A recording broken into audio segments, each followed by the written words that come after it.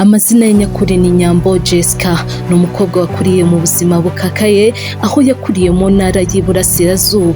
Ni umukobwa ufite uburanga burangaza abatari bake, ariko muri abo bose akaba yareguriye umutima we Titi Brown Dancer, aho aba bose bazwi nk'ababesto, dore ko ejo bundi Bwiza ndetse na Deben babatekerejeho bakaza kuba babakorera indirimbo yitwa Besti, aho iyi ndirimbo yaje kuba yakishimirwa n'aba bombi bakayikorera challenge yaje kuba yatumbagira ku mbuga nkoranyambaga, aho byatumye n'indirimbo y'uno muhanzikazi Bwiza iza kuba yazamuka. Ese Nyambo Jessica ni muntu ki? Yakuze ate? Ese niki cyamufashije kugera hari nonaha ku munsi wa none twese tukaba tumuzi? Ikaze muri kumwe na Anik aka KITU kuri KITU TV show.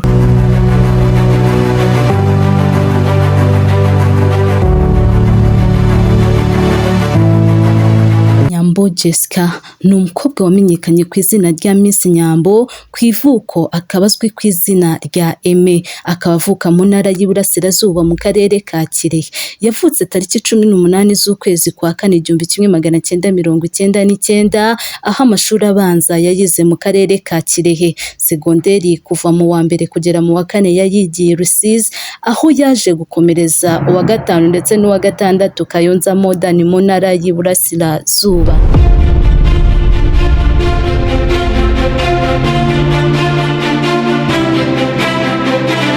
Ku munsi wa none biragoye ko wavuga kuri Nyambo Jessica ngo ugende utavuze kuri Titi Brown, aho byatangiye aba bombi bigaragaza nk'abatari mu rukundo, ariko uyu mukobwa akaba yaraje kwivamo agashimangira ko aba bombi ari abakunzi, aho yari yatumiwe muri This and That, aho yavugaga ati nyine yarambwiye ngo nzamubere mama w'abana. Uwo nta wundi yavugaga ni Titi Brown. Kugeza ubu Nyambo Jessica ni umukobwa ushima Imana, umaze kugera kuri byinshi, aho avuga ko aterwa ishema na mama w'umubyara ku buryo butajya bwira batavuganye ngo mama we amubaze uko akazi kari kugenda ndetse niba n'amafaranga ari kuboneka.